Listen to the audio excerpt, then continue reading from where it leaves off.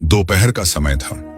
समुंदर किनारे अपनी छोटी सी झोपड़ी में मछुआरा भीमा लेटा हुआ था। सुबह सुबह मछली पकड़कर लौटा था, थका हारा, और अब आराम कर रहा था। अचानक उसे झोपड़ी के दरवाजे पर हल्की सी आहट सुनाई दी, जैसे कोई उसे पुकार रहा हो। भीमा चौंक कर उठ बैठा, सोचने लगा कौन हो सकता है, इस दोपहरी में यहां तो कोई आता नहीं।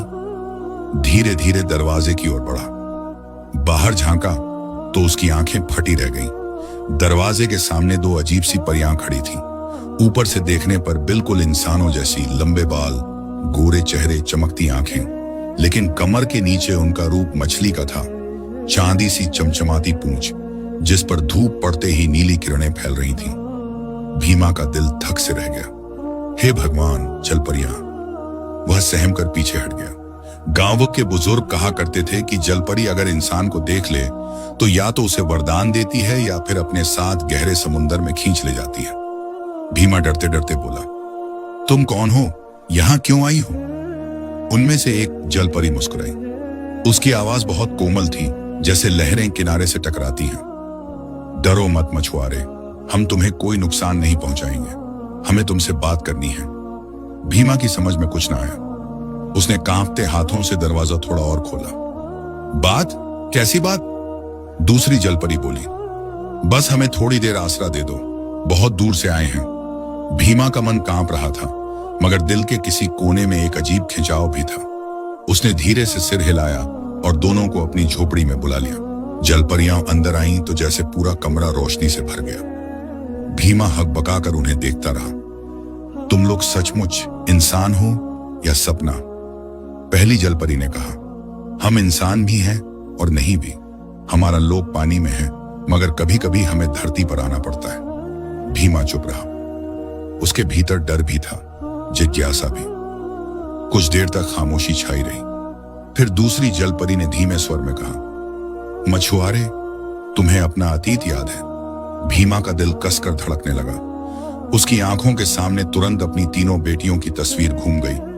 वो दिन जब लहरों ने उन्हें निगल लिया था। उसने रूंधे गले से कहा, अतीत? हाँ, बहुत याद है, मगर क्यों पूछती हो? दोनों जलपरियां एक दूसरे को देखने लगी। उनकी आंखों में कोई गहरा राज छिपा था। और तभी तीसरी आवाज बाहर से गूंजी। समुंदर की लहरों के बीच से एक और जलपरी झोपड़ी की ओर बढ़ रही थी। भीमा ने बाहर झांका और देखा कि तीसरी जलपरी धीरे धीरे उसकी ओर आ रही है, जैसे समुंदर खुद उसे भेज रहा हो। तीसरी जलपरी भी किनारे से उठकर झोपड़ी के सामने आ गई। भीमा अब पूरी तरह हैरान था। तीनों जलपरियां उसके सामने खड़ी थीं। उनका रूप रंग इतना मोहक था कि मछुआरे को समझ ही नहीं आया कि इन्हें क्या कहकर पुकारे। वह बस इतना ही बोल पाया, तुम लोग मेरे घर क्यों आई हो? मैं तो एक साधारण गरीब इंसान हूं। तुम्हें तो राजाओं के महल चाहिए, ये टूटी फूटी झोपड़ी नहीं। पहली जलपरी ने धीरे से कहा, मछुआरे, हमें महलों की नहीं, एक आसरे की जरूरत थी। हम कुछ दिन यहीं रहेंगे, अगर तुम अनुमति दो। भीमा का मन अजीब द्वंद्व में पड़ गया। डर भी था कि कहीं कोई मुसीबत न हो, लेकिन अकेलेपन की आग में यह संगत उसे किसी वरदान जैसी लगी। उसने हिचकते हुए सिर हिलाया। ठीक है, मगर बस थोड़े दिन।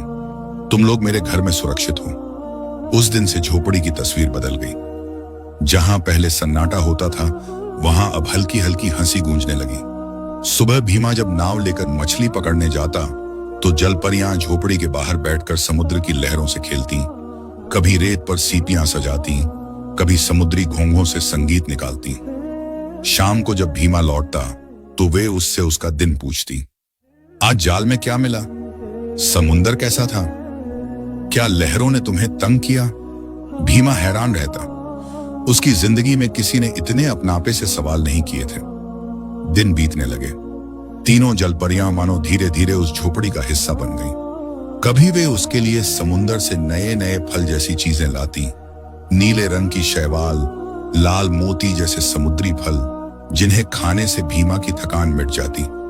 कभी वे उसकी टूटी नाव पर हाथ फेर देती। आश्चर्य, नाव का छेद अपने आप भर जाता। भीमा सोचता, ये कौन सी ताकत है इनके पास, और क्यों मुझे ही अपना साथी चुना है। रात को जब समुंदर चांदनी में चमकता तो जलपरियां गाना गाती।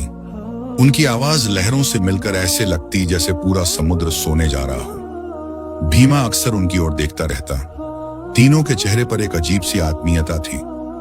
कभी लगता जैसे वे उसके मन की पीड़ा समझ लेती हैं, कभी लगता जैसे वे उसकी आंखों में अपना ही अक्स ढूंढ रही हों। लेकिन जब भी भीमा पूछता, तुम लोग सच में कौन हो, तो वे सिर्फ मुस्कुरा देती और विषय बदल देती। धीरे धीरे उसका अकेलापन मिटने लगा। अब वह सुबह समुंदर में उतरते वक्त हल्का महसूस करता। शाम को उसे पता होता झोपड़ी में कोई उसका इंतजार कर रहा है। एक रात जब तेज आंधी आई तो तीनों जलपरियां झोपड़ी की दीवारों से चिपक कर खड़ी हो गई। हवा गरज रही थी, मगर भीमा ने देखा कि जैसे उनकी उपस्थिति से झोपड़ी सुरक्षित हो गई। उसने आश्चर्य से कहा, तुम लोग सच में देवियां हो शायद। पहली जलपरी ने उसकी आंखों में झांक कर धीरे से कहा, देवी मत कहो मछुआरे, हमें बस तुम्हारे पास रहना अच्छा लगता है। भीमा ने सोचा, यह कैसी अजीब बात है। समुंदर की परियां जिन ठिकाना अनजानी गहराई है, वे मेरे जैसे गरीब इंसान के पास क्यों रहना चाहती हैं? पर उसने सवाल वहीं दबा लिया।